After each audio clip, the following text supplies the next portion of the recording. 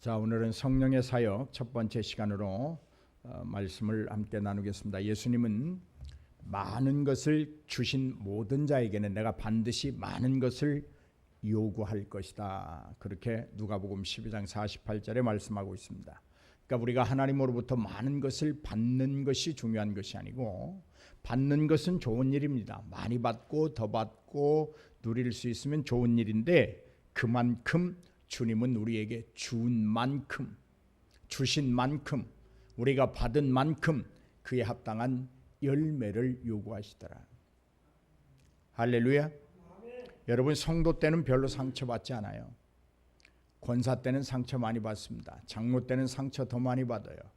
준목 때는 별로 상처받지 않아요. 전도사 때하고는 또 달라요. 그러나 목사가 되면 더 많은 것을 하나님이 요구하시기 때문에 더 많이 상처받습니다.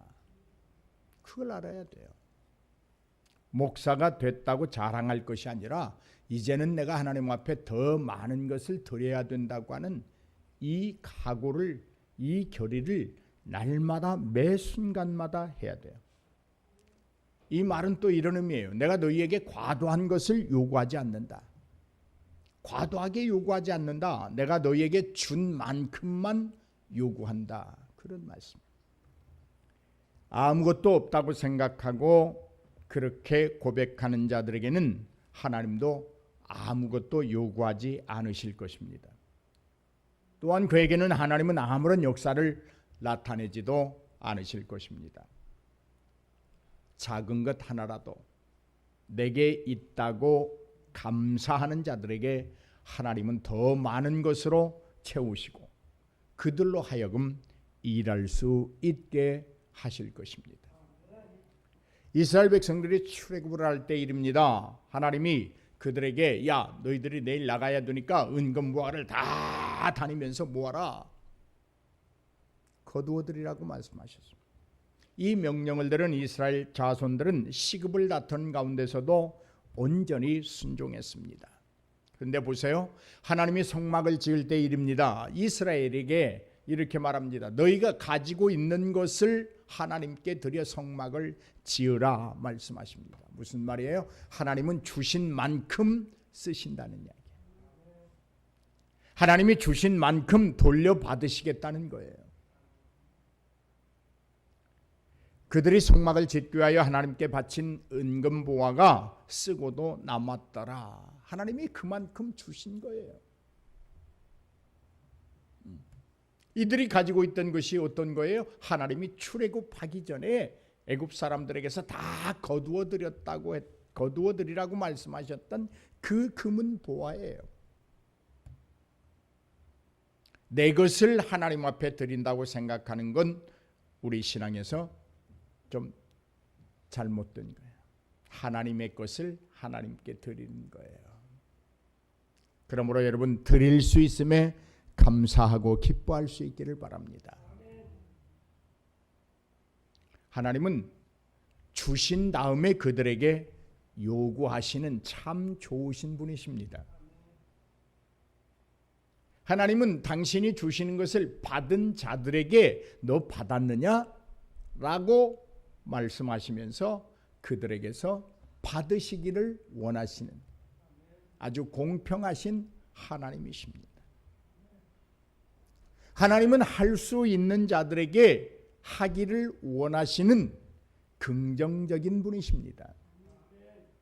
하나님은 감당할 수 없는 과분한 요구를 하지 않으시는 공평하신 분이요 정의로운 분이십니다.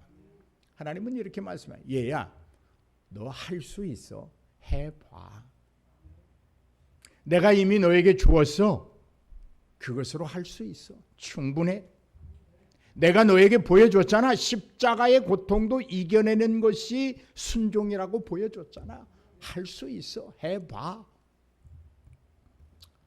하나님은 할 수 있는 만큼은 반드시 하라고 명령하시는 권력자이십니다.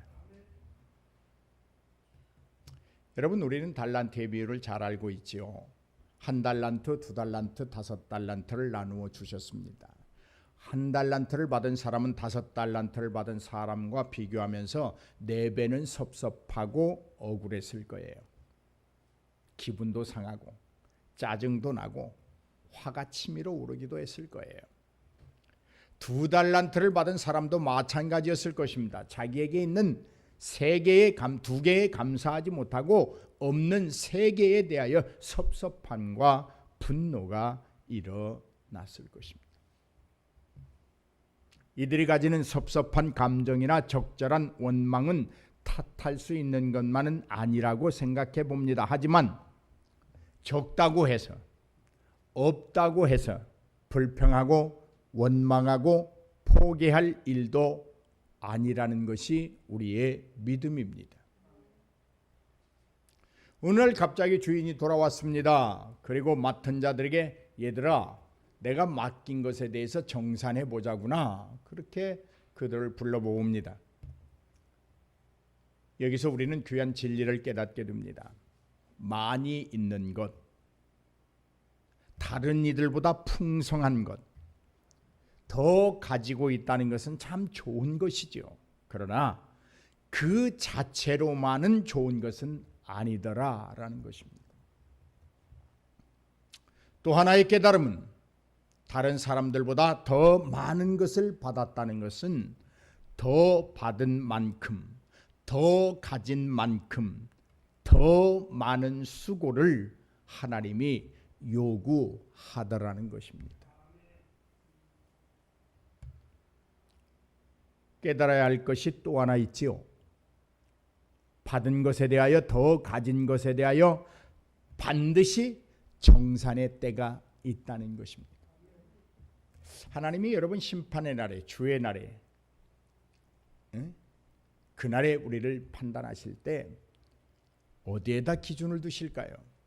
아마 우리가 세상에서 누렸던 것들 혹은 우리가 하나님으로부터 받은 직임에 대하여 심판하실 것입니다. 너는 성도로서 어땠느냐? 너는 집사로서 어땠느냐? 너는 권사로 어땠고 너는 장로로 어땠느냐? 너는 나의 종이라고 말하는 목사로 어땠느냐? 하나님은 그렇게 우리에게 물으실 줄 믿습니다. 성도와 목사를 똑같이 심판하실 하나님은 아니에요.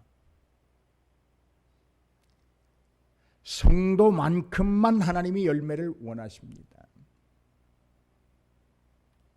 준목만큼 하나님이 열매를 원하십니다. 목사만큼 하나님이 열매를 원하십니다. 2달란트 받은 사람과 5달란트 받은 사람들이 아주 주님으로부터 칭찬을 받고 갑절로 더 받습니다. 왜 그래요? 받은 만큼 남겼기 때문입니다. 2달란트 받았어요. 2달란트 남겼습니다. 받은 만큼 일했습니다. 더 받았으니 더 많은 만큼, 받은 만큼 수고했다는 말입니다. 우리가 교회 생활에서 교회를 화평하게 하는 가운데는 목사의 눈으로 성도를 보면 다 잘못이에요. 마음에 드는 게 없어요. 그냥 그 사람 성도의 수준으로 보면 다 이해돼요. 아이고 저게 성도인데 뭘 얼마나. 목사하고 준목하고는 또 달라요. 목사의 눈으로 준목을 보면 어린애 같아요. 그런데 우리는 자꾸 자기의 눈으로 보고 그것이 전부인 양 판단해요.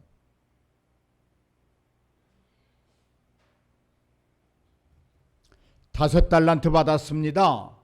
5달란트 받았으니까 그것으로 놀고 먹고 자랑하고 높임받고 거들먹거리지 않았습니다. 더 많이 일했습니다. 있는 만큼, 가진 만큼, 누리고 있는 만큼 일했습니다.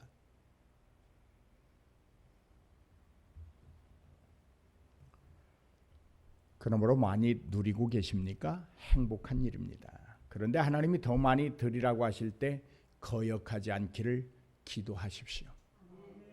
그리할 때 그 풍요로움이 지속할 것입니다. 성도가 되셨습니까? 준목이 되셨습니까? 목사가 되셨습니까? 감사하십시오. 그리고 주님이 그만큼 요구하실 때 그에 합당하게 행동하십시오. 다른 사람들보다 더 많이 가졌고 더 많이 알고 더 많이 누리고 있기에 그것으로 충분하다고 생각하진 혹시 않으십니까? 기억하십시오. 우리 인생은 반드시 하나님 앞에서 정산의 때가 있다는 것을 말입니다. 요즘 세상 사람들이 교회를 향하여 가장 부패한 기관이라 그렇게 손가락질을 합니다. 세상에 있는 어떤 조직체보다도 가장 부패한 곳이 교회다. 왜 그럴까요? 여러 가지 사회 현상이 있겠지만 세상을 탓하지 않고 우리가 교회 안으로 눈을 돌려보면 그 답을 명확하게 얻을 수 있습니다. 교회가 많은 것을 받았습니다. 여러분 자신을 한번 생각해 보세요. 참으로 나 같은 것이 지금 누리고 있는 이것이 얼마나 큰 은혜입니까? 우리 가정이 남달리 많은 것을 누리고 있습니다. 우리나라가 하나님의 축복을 세계 속에서 놀랍게 받아서 이만큼 발전을 거듭해 왔습니다. 그런데 감사보다는 불평이 많습니다. 한번 웅크려진 내 손을 펼 줄을 모릅니다. 한번 닫아버린 내 마음을 열 줄 모릅니다. 자꾸만 내 마음이 굳어감에도 그 마음을 복음으로 갈아엎고 사랑으로 갈아엎고 용서로 갈아엎고 이해로 갈아엎으려고 하지 않습니다. 쟁기질을 하지 않습니다.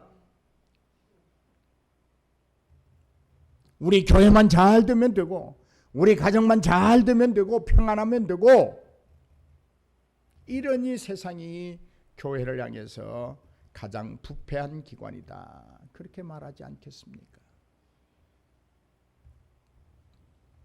그 많은 것들을 주시고 하나님의 영화로움을 위하여 내놓으라고 명령하실 때에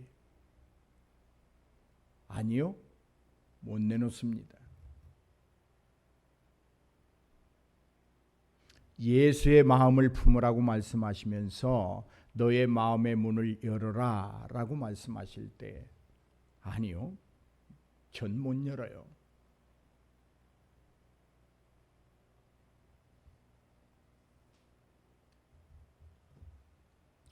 이처럼 교회가, 이처럼 우리가 이기적으로 변해가고 있는데 저 사람들이 우리를 향해서 참 선한 기관이다, 선한 공동체다 그렇게 말하겠습니까?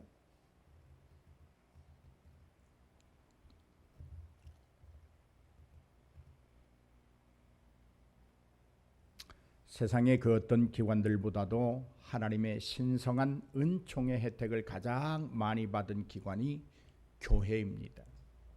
그런데 이처럼 여러 가지 은혜의 혜택을 입은 기관으로서 우리의 소명, 즉 교회로서의 사명을 다하지 못함으로 세상은 우리를 향해 가장 부패한 기관이라고 말하고 있습니다. 사랑하는 성도 여러분, 오늘은 특별히 성령 강림 주일입니다. 약속하셨던 성령을 각 사람에게 필요에 따라 부어주신 날입니다. 성령 하나님께서 보혜사 성령으로 우리를 찾아오신 날입니다. 나는 여러분 모두가 성령 하나님을 영접하신 분이라고 믿습니다. 그러기에 이 자리에 와 앉아 있습니다. 우리에게는 아주 의미 깊고 특별한 날입니다. 성령 하나님이 오셨습니다. 친히 우리를 찾아오셨습니다. 그리고 우리와 함께 하십니다. 우리가 믿음으로 구원을 얻었는데 그 믿음 위에, 그 위에 성령님을 더하여 주셨습니다. 과분한 선물입니다. 넘치는 은혜입니다. 그런데 이 성령 하나님이 우리에게 오셨는데 지금 우리는 어떠냐? 그걸 묻고 싶습니다.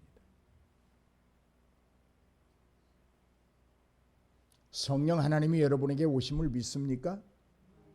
그럼 여러분 지금 어떻습니까? 여러분 상태가 정말 내 속에 성령 하나님이 임재해 계시는 상태입니까? 아니면 예전이나 오늘이나 뭐 똑같습니까?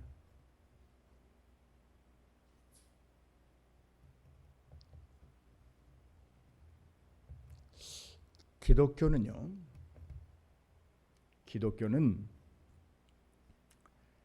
자기 만족으로 살아가는 종교가 아닙니다. 예수를 만난 사람은 자기 만족을 위하여 신앙생활하는 것이 아닙니다. 예수를 드러내야 됩니다. 자기 만족을 위하여 사는 사람이 아닙니다. 예수를 위하여 사는 사람입니다. 누군가를 위하여 산다고 하는 것은 처절한 희생이 필요합니다.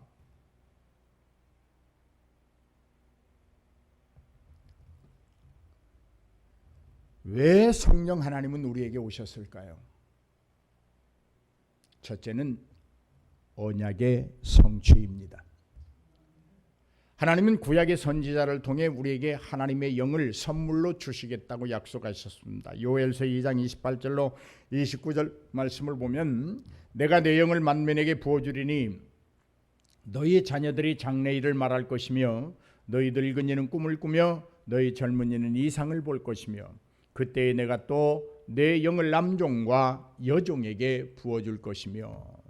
잠언서 1장 23절입니다. 나의 책망을 듣고 돌이키라. 보라 내가 나의 영을 너희에게 부어주며 내 말을 너희에게 보이리라. 성령이 우리에게 오시는 것은 하나님의 의도입니다. 작정하신 계획의 성취입니다. 여러분 성령 하나님을 내가 내 마음에 내 생각에 내 삶에 담을 만큼 우리가 의롭지 못해요. 그런데 성령 하나님이 찾아오셨어요. 왜요? 하나님의 영으로 말하고 아멘. 하나님의 영으로 꿈꾸고 하나님의 영으로 살라고 우리에게 찾아오신 거예요. 여러분 착각하지 마세요. 우리가 성령 하나님을 내 몸에 내 마음에 내 생각에 내 의식에 내 삶에 뭐 담을 수 있는 그릇이 돼서 찾아오신 거 아니에요. 변화시키려고 찾아오신 거예요. 그런데 여러분 얼마나 변화됐어요?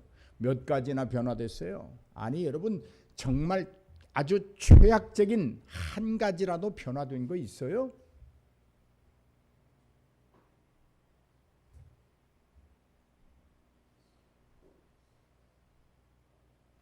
한번 생각해 보세요.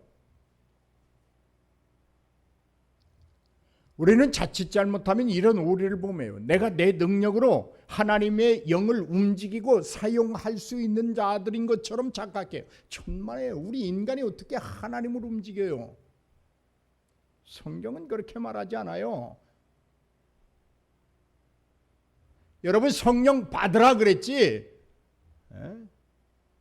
성령을 내가 달라고 한다고 하나님이 주십니까?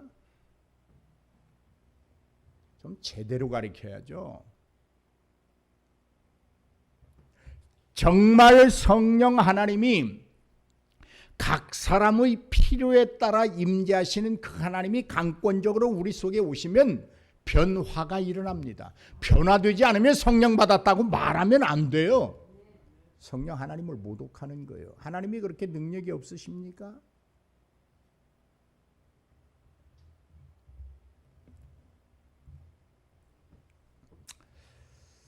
마가요한의 다락방 역사를 기억해 보십시오. 베드로를 필두로 해서 120여 명의 성도가 하나님의 약속을 믿고 기다렸더니 그러던 중에 호련히, 이 호련이라고 하는 말은 갑자기 언제인지 모르게 순식간에 이런 뜻이에요. 호련히 성령 하나님이 각 사람의 머리 위에 불의 혀같이 임하였다 그랬어요. 기다렸어요. 약속을 믿고. 호련히 임하신 성령 하나님은 당신의 주권 아래에서 당신의 뜻에 따라서 당신의 목적을 안고 각 사람에게 임하셨습니다. 그 목적과 그 뜻은 반드시 변화예요. 내가 변하지 않으면 예수의 온전한 예수를 드러낼 수 없어요. 내가 변하지 않으면 복음 사역을 감당할 수 없어요. 내가 변하지 않으면 교회를 평안케 할 수 없어요. 그래서 성령 하나님이 오신 거예요. 변화되고 교회를 세우고 복음을 전하고 나의 종으로 살라고 오신 거예요.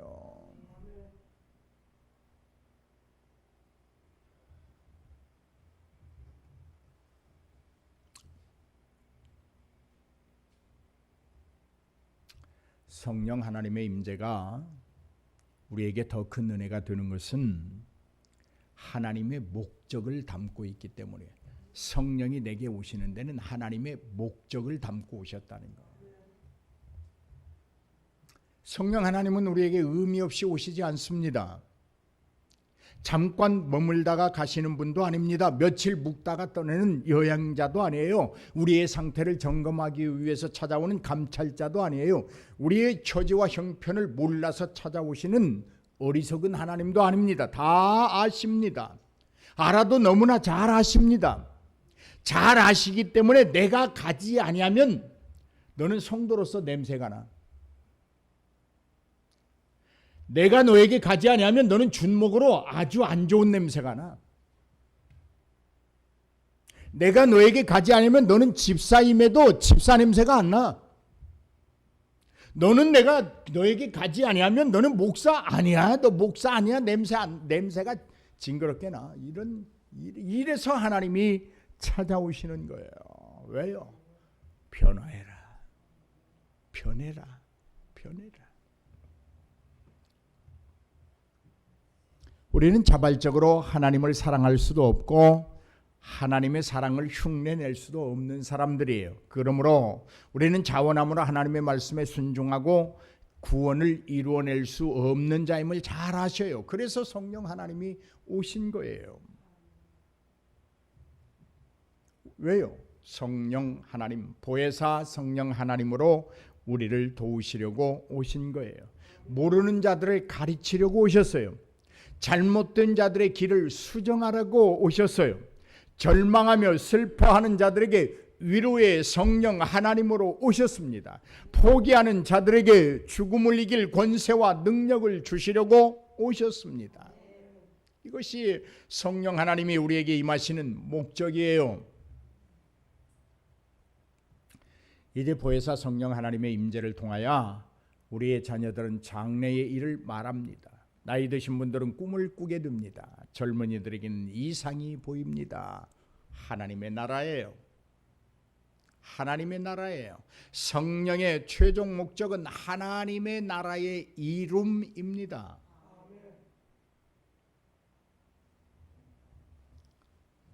이러한 영은 여러분 신분의 구분 없이 모두에게 부어주십니다. 이것은 하나님의 약속입니다. 나는 성령을 받을 수 없어. 그러지 마세요.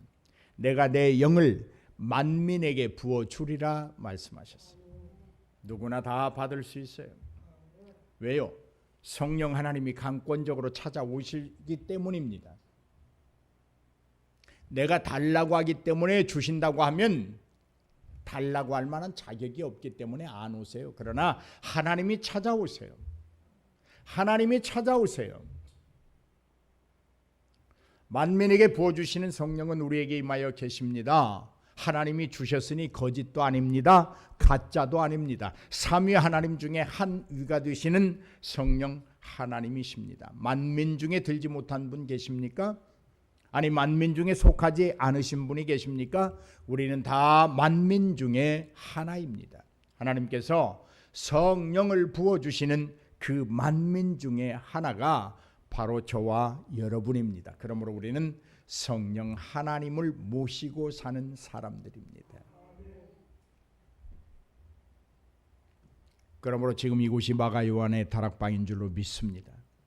오늘 불이 혀같이 갈라져 여러분의 머리 위에 임한 줄로 믿습니다. 그렇다면 이제 변화되어야 합니다. 내일이 아니라 지금 오셨습니다. 내일로 미루지 마세요. 다른 장소가 예비된 것이 아닙니다. 바로 이곳에 오셨습니다. 다른 사람들이 아닙니다. 바로 오늘 나에게 오셨습니다. 할렐루야. 성령을 주신 이유에 대하여 본문은 말씀하고 있습니다. 8절로 11절 말씀입니다. 죄에 대하여, 의에 대하여, 심판에 대하여 세상을 책망하시리라. 죄에 대하여라 하면 그들이 나를 믿지 않는 것이요, 의에 대하여라 하면 너희가 나를 보지 못하는 것이요, 심판에 대하여라 하면 세상 임금이 심판을 받은 것이다. 그렇게 말씀하고 있습니다. 죄에 대하여 심판하시러 오시는 것이 성령이래요. 그러므로 성령을 받았으면 죄를 떠나야지요. 성령 받았으면 죄를 떠나야지요. 죄에 대해서 심판하신대요. 네? 그 죄라고는 너희가 나를 믿지 않는 것이다. 우리가 예수님을 온전히 믿지 못하기 때문에 죄의 굴에 빠지는 거예요. 예수를 온전히, 그 평화를 심고 평강을 주시는 예수님의 마음을 온전히 소유하지 못하기 때문에 내 속이 부글부글 끓는 거예요. 소망이 되시는 예수님을 온전히 믿지 못하기 때문에 절망하는 거예요. 능력을 주시고 할 수 있다고 말하시며 우리를 최근에 가시는 그 예수님을 온전히 믿지 못하기 때문에 주저앉아서 원망하고 불평만 하고 있는 거예요. 여러분, 세상은 인간의 생각으로, 경험으로 세상의 문제를 해결할 수 없습니다. 오직 예수만 가능합니다. 그러니까 안 풀리는 거 있나요? 예수께 맡기세요. 그냥 예수께 맡기세요. 못하고 안 되는 거 있나요? 예수님께 맡기세요.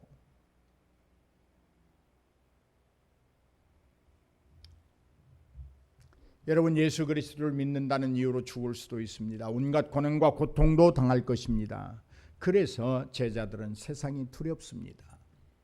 예수님이 제자들에게 세상에 대하여 알려주셨습니다. 세상이 너희를 출교시킬 것이다. 심지어 너희를 나의 이름 때문에 죽이려 할 것이다.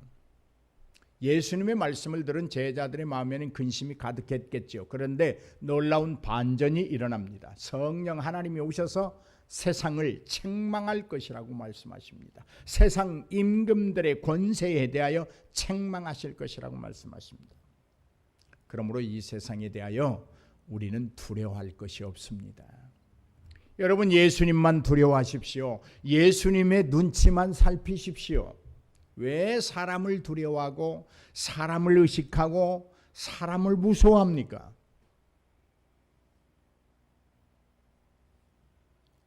세상을 두려워하는 것이 우리가 아니라 우리를 두려워할 것이 세상인 줄로 믿습니다.